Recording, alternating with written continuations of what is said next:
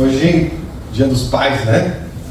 Feliz aí, Dia dos Pais, para quem, os papais aí, né? Deus abençoe sua vida, abençoe sua família, em nome de Jesus. Dizem que os filhos, até os 10 anos, eles falam, meu pai, meu herói. Até os 10 anos, ele olha para o pai assim, esse é meu pai, meu herói, né? Já depois dos 11 até os 25, mais ou menos, eles vão dizer, o pai já nem é meu pai. O pai não entende. O pai não sabe de nada. Né? Aí, depois dos 25 aos 40, começam a viver a experiência da paternidade e aí vão pedir ajuda para cuidar dos netos. Né? E aí dizem assim para os pais, deixe que eu sei criar eles, só cuida deles. E aí dos 50, eu resumo, dos 50 aos 60, aí os filhos começam a pensar assim, até que o meu pai tinha umas ideias legais, né? E depois dos 60, que é o meu caso, que saudade do meu pai, como eu gostaria de sentar e conversar com ele. E ele já não está mais aqui. São as fases dos relacionamentos aí de filhos e pais, não é? Não sei se você vivenciou essas fases e vivenciou alguma coisa parecida com isso.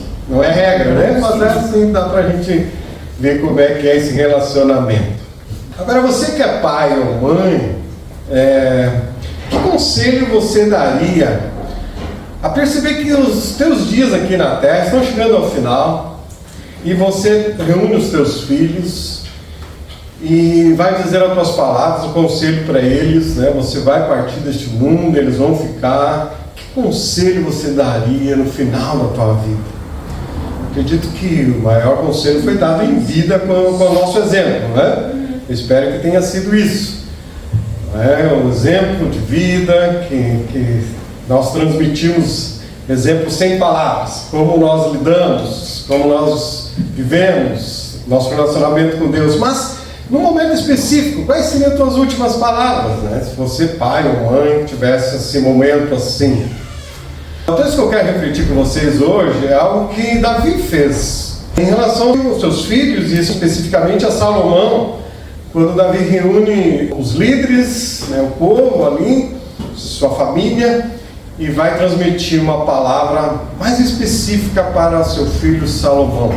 Se você quiser acompanhar, a palavra de Deus é a primeira carta de Crônicas, o livro de Crônicas, né, capítulo 28, Antigo Testamento, 1 Crônicas 28. Nós vamos ler verso 1 ao 10. Diz assim: Davi reuniu em Jerusalém todos os líderes de Israel, os líderes das tribos, os líderes das divisões a serviço do rei, os comandantes de 1000 e de 100, e os líderes encarregados de todos os bens e rebanhos que pertenciam ao rei e a seus filhos, juntamente com os funcionários do palácio, os principais guerreiros e todos os soldados valentes.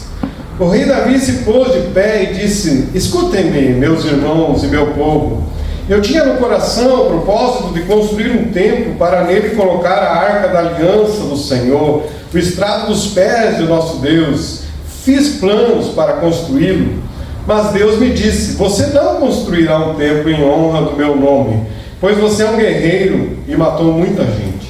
No entanto, o Senhor, o Deus de Israel, escolheu-me dentre toda a minha família para ser rei em Israel para sempre. Ele escolheu Judá como líder, e da tribo de Judá escolheu minha família, e entre os filhos de meu pai ele quis fazer-me rei de todo Israel. E dentre todos os muitos filhos que me deu, ele escolheu Salomão para sentar-se no trono de Israel, o reino do Senhor. Ele me disse: seu filho Salomão é quem construirá o meu templo e os meus pátios, pois eu o escolhi para ser meu filho, e eu serei o pai dele. Firmarei para sempre o reino dele, se ele continuar a obedecer os meus mandamentos e as minhas ordenanças, como faz agora. Por isso, agora declaro-lhes perante todo Israel e a Assembleia do Senhor, e diante dos ouvidos de nosso Deus: tenham o cuidado de obedecer a todos os mandamentos do Senhor, do seu Deus, para que mantenham a posse dessa boa terra, e a deem por herança aos seus descendentes para sempre. E você, meu filho Salomão, reconheça o Deus de seu pai, e sirva-o de todo o coração e espontaneamente, Pois o Senhor sonda todos os corações e conhece a motivação dos pensamentos. Se você o buscar, o encontrará. Mas se você o abandonar, ele o rejeitará para sempre. Veja como o Senhor o escolheu para construir um templo que lhe sirva de santuário. Seja forte e mãos ao trabalho. E no verso 20 ele vai dizer: e acrescentou: seja forte e corajoso, mãos ao trabalho, não tenha medo, nem se desanime. Pois Deus, o Senhor, o seu Deus, está com você. Ele não o deixará, nem o abandonará, até que se termine toda a construção do templo do Senhor. Até então, algumas coisas a gente vê assim uma semelhança com Moisés, né? Também quando ele reúne o povo e também legitima o seu sucessor Josué, dá essa palavra de encorajamento para Josué. E aqui Davi parece que está repetindo o que Moisés disse lá atrás, né? De encorajamento para o seu filho, uma missão diferente. Moisés deixou Josué sucessor, vai ter a missão de conquistar a terra com o povo. Agora a missão de Salomão é preparar o caminho, a casa do Senhor, né? Aqui, olhando para esse texto, a gente vê também uma questão de como está apontando para Jesus, né? Que Jesus vai construir a sua igreja, a casa do Senhor que somos nós, e é para sempre o reinado de Cristo. Então Davi está apontando para Jesus aqui já, né? O Antigo Testamento aponta para Cristo, o Novo Testamento. Conselhos de um pai para um filho. Que conselho você daria? Davi também estava preocupado com a sucessão, né? E publicamente transmite os conselhos ali. O texto vai mostrar para nós, e a gente olha os livros lá de Samuel, de Reis, e aqui Davi foi escolhido por Deus para ser o sucessor de Saul, que foi o primeiro rei. Antes não havia rei em Israel, era Deus, era o rei, o Senhor, e havia os profetas, né, que falavam em nome de Deus. Mas ali houve então um pedido do povo e escolheram um rei, e foi Saul, que se tornou o primeiro rei em Israel. Davi sabia, como Deus havia rejeitado Saul, porque Saul era desobediente, né? Deus escolheu Davi, e Davi sabia que ele tinha sido escolhido por Deus como rei. Ele tinha sido escolhido, mas Saul ainda era o rei. Mas ele sabia. Samuel tinha ido lá na casa do seu pai e gritou: você vai ungir aqui o rei de Israel. Mas havia Saul. Em nenhum momento nós vamos ver Davi arquitetando: bom, eu vou ser o rei, tem um rei lá no trono, e Deus disse que eu vou ser o rei, deixa eu tramar aqui para destituir ele. Não, Davi ele confiou em Deus. Deus vai me colocar no trono, vai me dar esse cargo, vai me colocar lá na empresa, como chefe, é Deus, no tempo de Deus. Davi soube esperar com paciência e confiança em Deus, e não tramou para tirar o chefe da nação. Mas já havia uma promessa, né? Para ele se tornar rei. E ele confiou que no tempo de Deus chegaria a sua hora, chegaria o seu momento. Davi reinou então por 40 anos, e nós vamos ver que ele foi um bom rei. Porém, ele precisou se envolver em muitas guerras para defender Israel dos inimigos e também para ampliar o império de Israel, né? E talvez essa dedicação dele às guerras, ao reino, tenha sido um dos motivos de tantos problemas que ele teve com seus filhos. Quando você lê a história dos seus filhos, é uma tragédia atrás de outra. Porque ele foi muito um pai ausente, foi um trabalhador, alguém que se dedicou em prol do povo, em prol do reino, né? E não teve talvez muito tempo para se dedicar aos seus filhos, porque estima-se que ele teve pelo menos 20 filhos. E, né? Então, de mulheres diferentes, ele como rei tinha vários filhos e filhas, não? E tantos problemas Davi teve. No texto que nós lemos, nos versos 4 e 5, Davi vai revelar que ele se tornara rei por escolha de Deus. E ele vai mostrar assim que não foi algo assim casual, não tem outro, vai ser tu. Não, ele vai dizer que dentre as 12 tribos de Israel, né, que vem lá dos descendentes de Jacó, as 12 tribos, dentre as 12 tribos de Israel, Deus escolheu Judá, a tribo de Judá. Dentro da tribo de Judá, Deus escolheu a família de Jessé. E dentre os filhos de Jessé, Deus escolheu Davi. E dentre os filhos de Davi, Deus escolheu Salomão. Davi, ele via assim que ele ter se tornado o rei, Salomão se tornar o sucessor, era coisa de Deus. Porque ao olhar para essas escolhas de Deus, em nenhum momento você vai perceber assim que essa escolha foi baseada na proeminência da tribo, da família, ou da superioridade das pessoas, a qualificação das pessoas, né? Não, a tribo não era a principal, a família de Jessé não era a mais notável. E quando você chega em Davi, que era o mais jovem da família, da casa do seu pai, nem o seu pai acreditava nele. Mas Deus via o coração de Davi. E Deus o escolheu. Porque Deus via o valor que ele tinha. Não é? Deus vê diferente de nós. Nós olhamos a aparência, Deus vê o coração. E não só o coração, Deus vê as intenções do coração. E não somente a intenção, mas a disposição em obedecer. E você vai ver que Davi era um homem inclinado para obedecer a Deus. Em tudo ele consultava a Deus para obedecer a Deus. No texto que lemos, Davi já encontra-se idoso, fraco.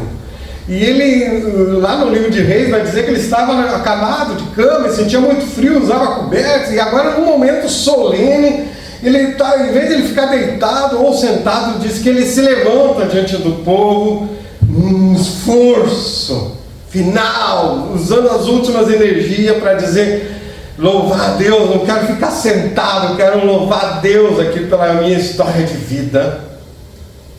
E quero anunciar a vocês algumas coisas. Assim fez Davi. E ele então, nessa reunião, ele convoca os homens importantes, os líderes, para comparecerem ali, para que ele pudesse se despedir de todos. Chegou a minha hora, gente. Chegou a minha hora. Então ele está se despedindo de todos, né? E ele se dirige aos líderes com muito carinho, muito respeito. Porque quando você vê a história, todos eles, ele como rei, todos aqueles homens ali eram servos de Davi. Mas naquele momento Davi vai dizer para eles: irmãos, Davi trata eles com carinho. Eram servos dele, eram. Mas ele chama eles de irmãos. Queridos irmãos, chegou o momento, né? E ele declara então perante o povo que ele tinha no seu coração um desejo de como ele tinha um palácio lá, como é que Deus não vai ter um lugar para adoração? Então vou construir um templo. Deus não pediu isso, mas ele sentiu movido no coração para construir. E ele mobiliza o povo com a ideia para pegar todos os recursos para construir. Mas Deus disse: tu não vai construir. Davi fez um plano. Às vezes a gente faz plano, né? E Deus, às vezes Deus diz: não é um plano meu, mas eu vou aceitar a tua ideia.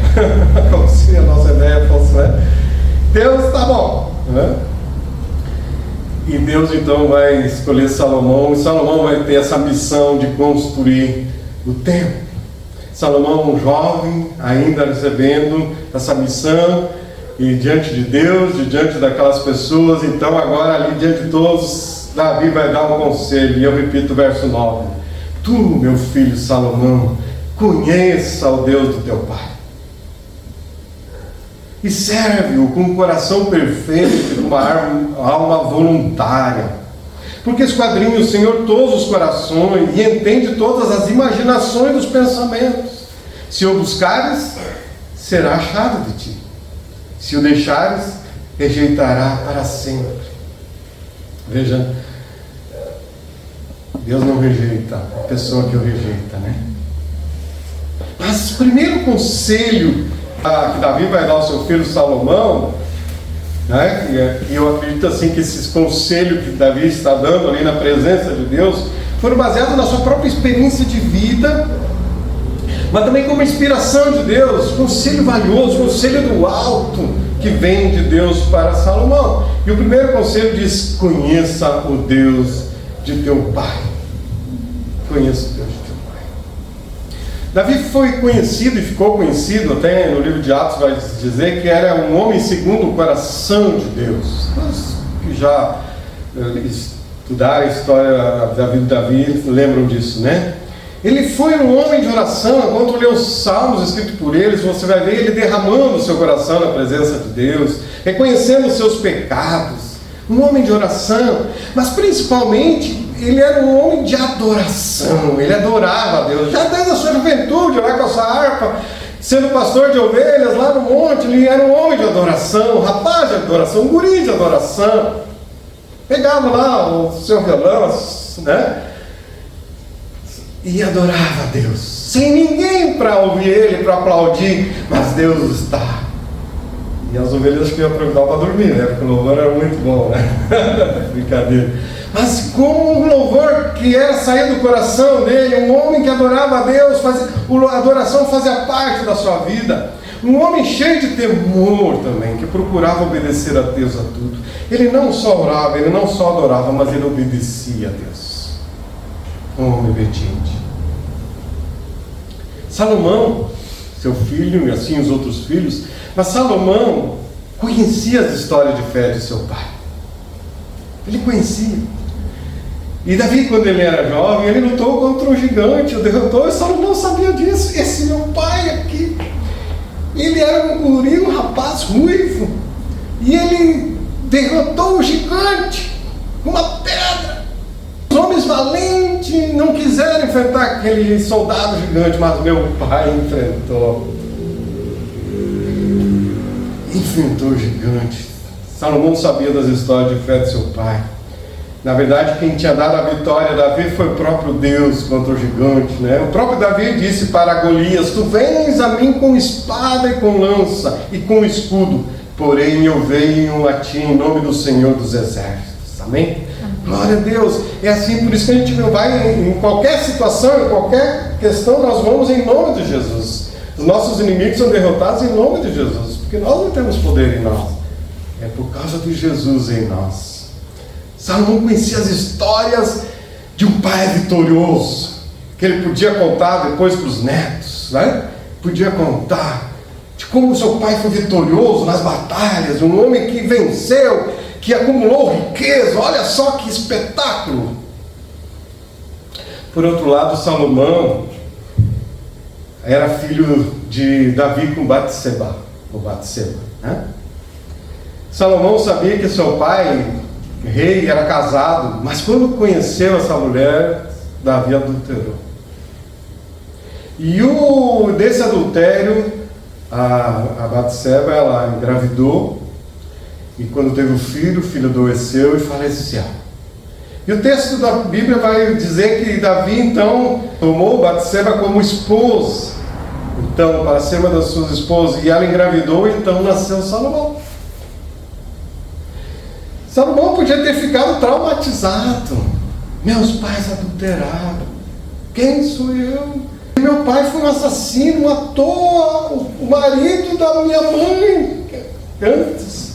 Olha a história terrível que havia. O que será de mim?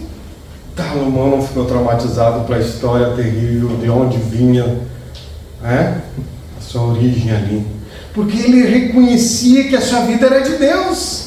A sua história não era dos seus pais humanos que definiriam quem ele era, ou a sua história, ele entendia que a vida dele dependia de Deus. É Deus que define a minha história, é Deus que define a minha vida. Não é os traumas que eu tenho no passado, não é o que meus pais fizeram, deixaram de me fazer. É Deus a quem eu confio. Seus pais humanos de Salomão eram falhos, mas o Pai Celestial é perfeito em tudo o que faz. Então nele Salomão podia confiar. Aleluia! E assim Salomão procedeu. Porque, queridos, por mais que o pai era um homem que, segundo o coração de Deus, falhou, errou. E o que fica para nós é não repetir os erros dos nossos pais, e sim as coisas boas que aprendemos com eles. E inclusive em relação à salvação, porque na vida espiritual não existe salvação hereditária. Na vida espiritual não existe fé hereditária. Na vida espiritual não existe maldição hereditária. O profeta Jeremias disse que quando esse tempo chegar, o povo não dirá mais: os pais comeram uvas verdes, mas foram os dentes dos filhos que ficaram ásperos. Pelo contrário, quem comer uvas verdes é que vai ficar com os dentes ásperos. e cada um morrerá por causa do seu próprio pecado. Esse era um provérbio que tinha ali na ocasião. Não sei se você já comeu uva verde. Eu já. Na minha infância, a gente não esperava as frutas ficar maduras, né? Ameixa e tal, e é horrível, né? Fica horrível os dentes da gente.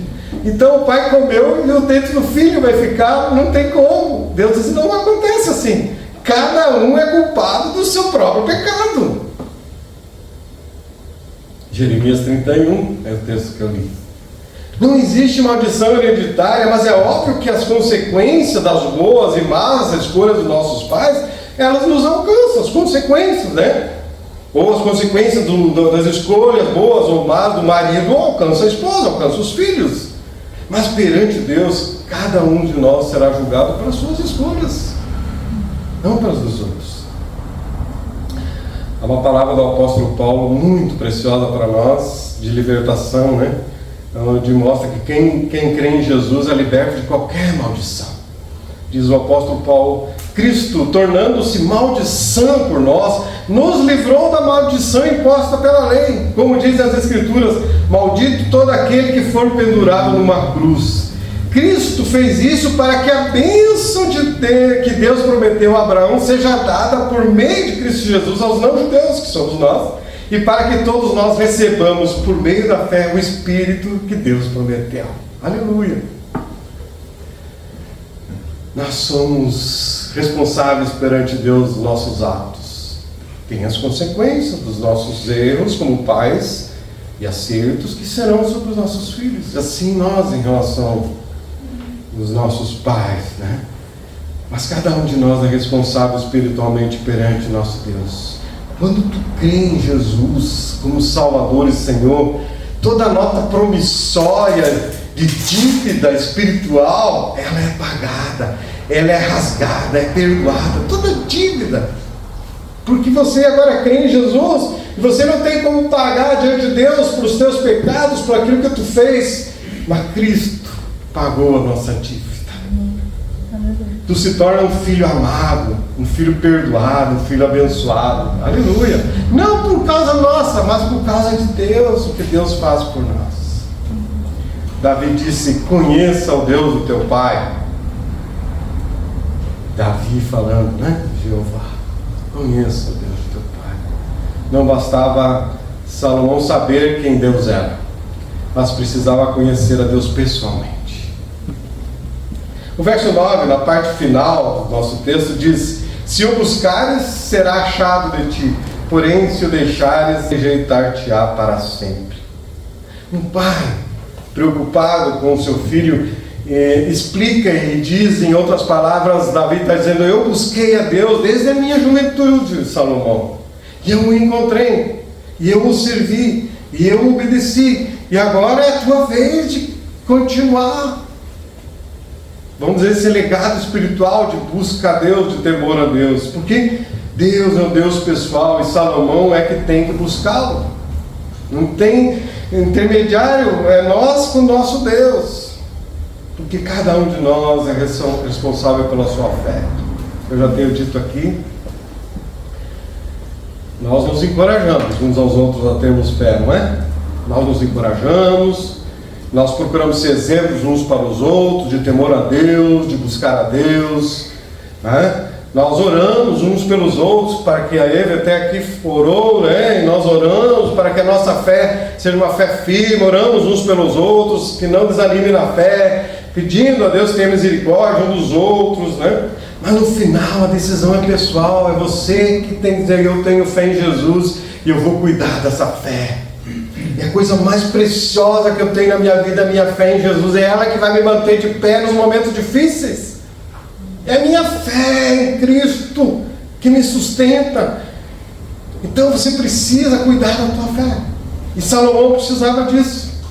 Ele tinha um exemplo do seu pai, mas agora ele precisava, na ausência do seu pai, né? Ele precisava vigiar mais ainda.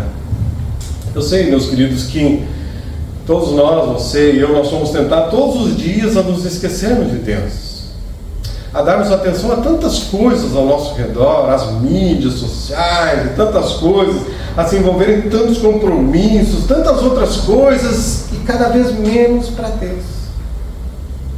Cada vez menos para Deus. E essa é a vitória que o diabo às vezes tem na nossa vida. Quanto menos tempo nós temos para Deus, mais nós vamos ficando fracos na fé. Aí está a vitória dele, né? Salomão, ele conhecia os salmos de seu pai. Ele conhecia os hinos. Hoje nós temos, né, as orações escritas por seu pai.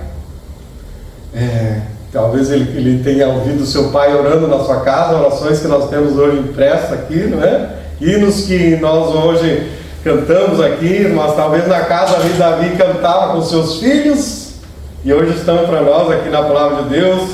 E ele sabia que quando seu pai escreveu: o Senhor é meu pastor e nada me faltará, estava ali, ele e Davi, seu pai. E ele não somente sabia que o pai dele estava dizendo isso, mas pela experiência, pela vida prática do seu pai, Salomão conhecia. Davi estava querendo que Salomão entendesse que ele estava diante de um grande desafio: construir a casa do Senhor, o templo do Senhor, algo grandioso. E diante de cada grande desafio que eu e você possamos ter na nossa vida, né, para nós poder vencer os nossos desafios, é preciso conhecer a Deus. Davi sabia que Salomão só seria bem sucedido nessa missão se ele conhecesse a Deus. Conheça o Deus do teu pai. Conheça. Salomão precisava de intimidade para entender como Deus agia e o que Deus queria que ele fizesse. Então conheça o Deus de teu pai. O segundo conselho é: serve-o com um coração perfeito e com uma alma voluntária. Ou na outra versão diz: sirva-o com todo o coração e de livre e espontânea vontade. Sirva ao Senhor. A preocupação de Davi é que seu filho Salomão buscasse a Deus quando não estivesse mais no mundo dos vivos. O pai não estaria mais ali, agora é contigo. O conselho: sirva a Deus com o coração íntegro. Salomão devia, em primeiro lugar, conhecer a Deus pessoalmente, intimidade. Em segundo lugar, agora sirva a Deus. O nosso serviço tem que vir do relacionamento com Deus. A gente não pode se envolver um monte de coisa na obra de Deus e não conhecer a Deus, não ter intimidade com Deus. Precisamos conhecer a Deus, porque não podemos servir a Deus de uma forma correta se nós não o conhecermos, né? E nós não podemos dizer que nós o conhecemos se nós não o servimos, porque o servir tem que ser uma consequência de conhecer. No momento que tu conhece a Deus, você é desafiado a olhar para os teus dons e servir a Deus a partir dos teus dons. Se você conhece a Deus, você precisa servir a esse Deus. No verso 7, Deus faz uma promessa: estabelecerei o seu reino. Mas era uma promessa condicional: se ele continuar a obedecer ou se perseverar em cumprir os meus mandamentos e as minhas ordenanças, como faz agora. Naquele momento que Davi está falando com seu filho, o povo ali, Deus disse para Salomão: continuar a obedecer como faz agora. Você hoje está obedecendo a Deus? Continue. A obediência a Deus é agora e precisa continuar amanhã e em todos os nossos dias aqui na terra. Obedecer a Deus de todo o coração, diz o texto, né? Obedecer de todo o coração, meus queridos, é mais do que você seguir regras. É mais do que seguir regras. Seguir regras qualquer um pode. Cumprir regras, todos nós conseguimos. Mas o que Deus quer é um coração submisso a Ele. Eu vou obedecer porque eu sou submisso a Deus, porque eu confio a Deus, eu creio em Deus. Alguém disse que as regras nos ajudam a criar hábitos. É verdade. As regras nos ajudam a criar hábitos. Mas somente a graça de Deus transforma os nossos corações. As regras não vão transformar o teu coração. A lei não tem poder de mudar a vida de ninguém. É Deus que tem poder de mudar a vida de alguém. Nós temos a tendência, não sei se você, mas nós temos a tendência de pensar que obedecer é algo ruim, né? Obedecer não é algo... Tem alguém mandando e agora eu tenho que obedecer. Parece algo ruim que vem sobre nós, né? Mas obedecer a Deus é o que vai dar significado às nossas vidas. Porque você está obedecendo a Deus que criou todas as coisas, que conhece, tem todo o conhecimento. Essa obediência vai nos transformando. Obedecer a Deus é muito mais do que cumprir regras, é submissão, é reconhecer que Deus sabe mais que tu e tem planos melhores para você. Eu vou obedecer a Deus naquilo que Ele disse, porque eu creio que Ele é mais sábio que eu, mais esperto que eu, sabe todas as coisas. Então, não é uma obediência cega, uma obediência oprimida, de opressão, mas uma obediência voluntária, disposta, a partir do que Deus fez por nós e quem Ele é. É o que Deus diz na sua palavra, lá em Isaías, Ele diz assim: os meus pensamentos não são como os seus pensamentos, e eu não ajo como vocês. Assim como o céu está muito acima da terra, assim os meus pensamentos e as minhas ações estão muito acima dos céus. Nós precisamos conhecer esses pensamentos de Deus. O apóstolo Paulo diz que nós temos que ter a mente de Cristo, os pensamentos de Deus. Eu não sei você, mas eu acredito que todos nós precisamos de conselho, não é? Em algum aspecto da nossa vida, todos nós precisamos de conselho. Nós precisamos que alguém nos ouça. Que alguém nos ouça. Quando a gente dá um abraço em alguém, aqui ou em outro lugar, o abraço que você dá, ele não é terapia, aquela terapia, mas é terapêutico, podemos dizer.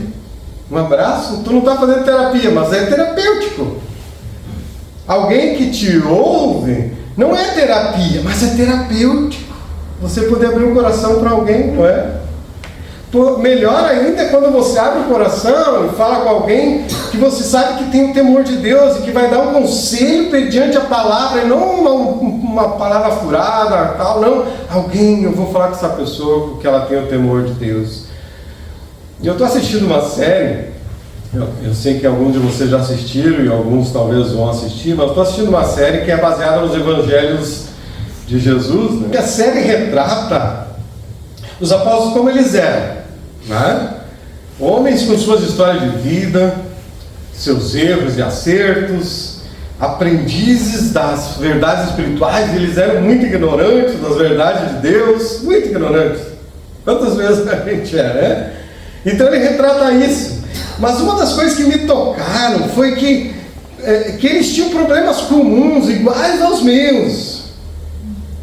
Algumas coisas não estão na Bíblia, mas assim, especulando a vida deles, Pedro como casado, a Bíblia diz que ele é casado, como é que era a vida de Pedro com a esposa, né? E agora como apóstolo, ele vai viajar, e agora volta para casa, encontra a esposa.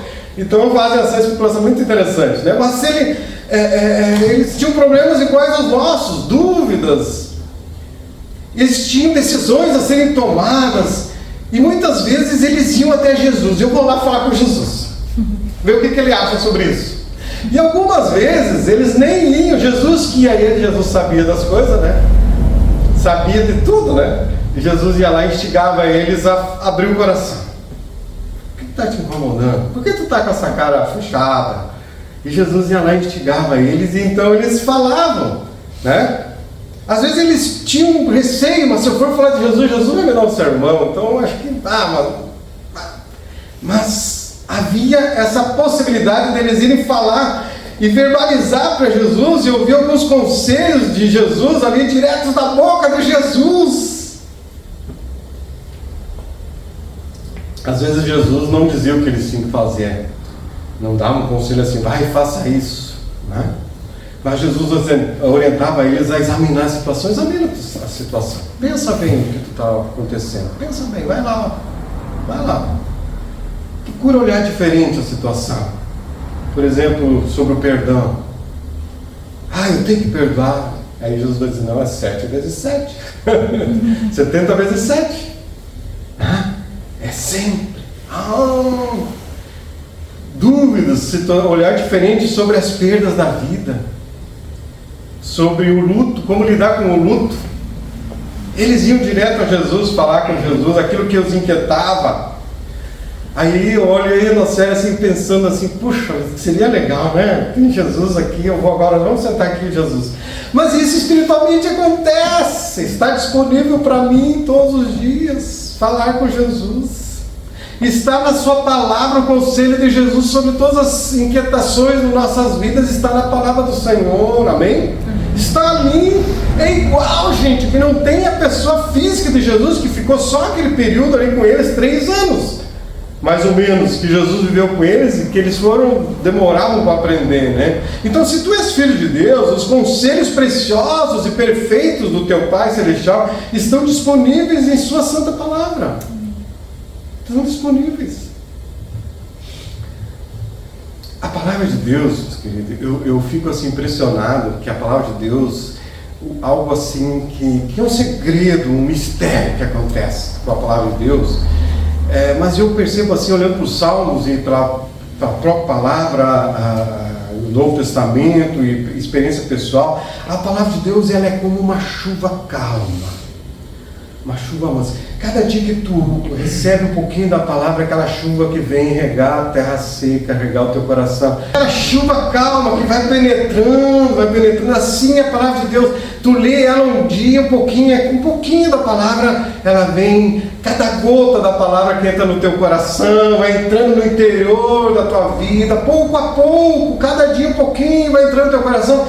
E acontece um milagre no teu coração que não tem explicação, não tem como explicar, né? Porque algo maravilhoso do Espírito Santo vai acontecendo dentro de você. A palavra vai mexendo contigo e vai te inquietando. Às vezes a gente quer que nem no ano passado eu citei alguns textos assim que vem como seta de Deus, né? Toca na gente assim. Mas isso é exceção. Geralmente a palavra vem devagarinho e vai penetrando e vai nos transformando pela leitura cotidiana da palavra e começa a haver a mudança dentro de você com a ajuda do Espírito Santo. Por isso que a gente insiste, leia a palavra todo dia, um pouco pelo menos, né? Um pouco pelo menos. Você vai ver a transformação que vai ter cada vez mais na tua vida. Amém. Estou chegando ao final aqui. O verso 6, Deus disse sobre Salomão: eu o escolhi para ser meu filho e eu serei o pai dele. Para mim essa parte aqui vai tão especial quando eu li isso, quando Deus disse sobre Salomão, né? Eu o escolhi para ser meu filho, não para ser um rei, vai ser rei, mas eu te escolhi para ser meu filho e eu vou ser o pai dele. Davi vai morrer, mas eu vou ser o pai dele. Salomão era filho do rei Davi, o homem mais importante, mas Deus disse que o havia escolhido como se seu filho, ele seria pai dele. Salomão foi chamado pelo profeta, agora está me faltando o nome, foi chamado pelo profeta de Gedidias, foi o nome dado a Salomão, que significa amado do Senhor. Um filho amado, já apontando para Jesus lá, este é o meu filho amado. O filho do meu amor, é o que Deus disse sobre Salomão. Esse é o filho do meu amor, é um amado do Senhor. Ser filho do rei Davi era um privilégio, muitos benefícios, mas nada se compara a ser filho de Deus. Gente, nada se compara a ser filho de Deus. Agora Salomão, ele era filho, descendente, herdeiro do seu pai, mas Deus está dizendo: tu é o meu filho, Salomão, muito maior. Muito maior. Queridos, Jesus veio a este mundo para que fosse possível a tua adoção como filho de Deus. No Evangelho, conforme João, disse Jesus que Jesus veio para o que era seu, mas os seus não receberam. Jesus veio para algumas pessoas e as pessoas o rejeitaram. O seu povo o rejeitou. Contudo, porém, aos que o receberam, aos que creram em seu nome, deu-lhes o direito de se tornarem filhos de Deus. Um privilégio, um direito. Não que nós temos o direito, Ele deu esse privilégio para nós de sermos filhos de Deus. Como que nós nos tornamos filhos de Deus?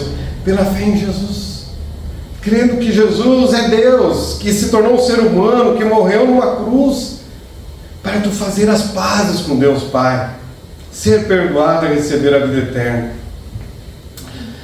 Eu quero que você saiba o seguinte, que o céu é um lugar só para filhos. O céu é lugar para filhos de Deus. Você só vai para o céu se você é um filho de Deus. Você só vai para o céu se você crê em Jesus, recebe o perdão dos pecados, então você tem vida eterna. Ninguém mais entrará no céu. Você vai estar livre de todo o demônio, do diabo, de tudo que prejudica Você é um filho que vai estar com o Pai eternamente. Nessa terra, meus queridos, nesse momento de eternidade, ou aqui na terra mesmo, não importa quem foi teu pai, se ele foi um bom ou um mau exemplo, o mais importante é se tu é filho de Deus. No Salmo 27:10 diz: porque quando meu pai e minha mãe me desampararem, o Senhor me acolherá. Porque quando meu pai e minha mãe me desampararem, o Senhor me acolherá. Talvez você possa ter sido rejeitado pelo teu pai, pela tua mãe, abandonado, mas Deus não vai te abandonar.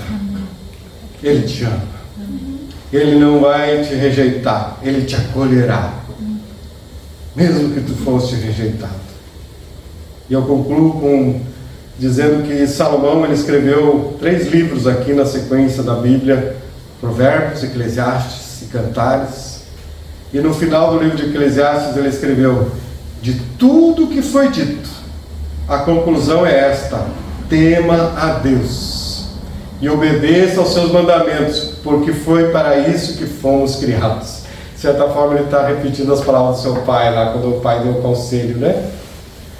Repito, de tudo que foi dito até então, todo o livro de Eclesiastes, a conclusão é esta: tema a Deus e obedeça aos seus mandamentos, porque foi para isto que fomos criados. Pai, em nome de Jesus, damos graças ao Senhor pela Tua palavra, que mais uma vez eu posso ler aqui, compartilhar com o Teu povo, Tua igreja reunida nessa noite. E Pai, a minha oração é a oração de Davi, é o pedido de Davi, o conselho de Davi, que essa oração se cumpra na minha vida, que esse conselho se cumpra na minha vida também a cada dia, Senhor. Que eu possa crer e confiar no Senhor, meu Deus, e te servir todos os dias, te obedecer não como algo penoso, pois isso não vai ter alegria nem para mim, nem para o Senhor, mas servir com alegria, servir com disposição. E essa é a oração que eu faço por mim e pelo povo aqui, que o Senhor mova os nossos corações, porque nós só vamos servir com alegria porque nós somos gratos, olhando para tudo que já temos no Senhor, o Deus que nós cremos, por tudo que já recebemos. Obrigado que o Senhor já não nos chama mais de servo, mas como amigo.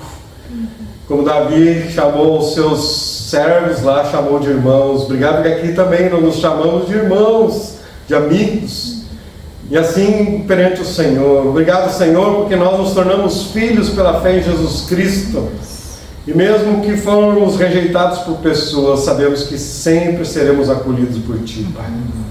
Ó Espírito Santo, continue operando no nosso coração, transformando-nos a sermos mais parecidos com Jesus, sermos pessoas que são mais semelhantes, são discípulos mesmo do Senhor, e não membros de igreja, mas seguidores de Jesus Cristo. Assim oramos. Amém. Amém. Amém.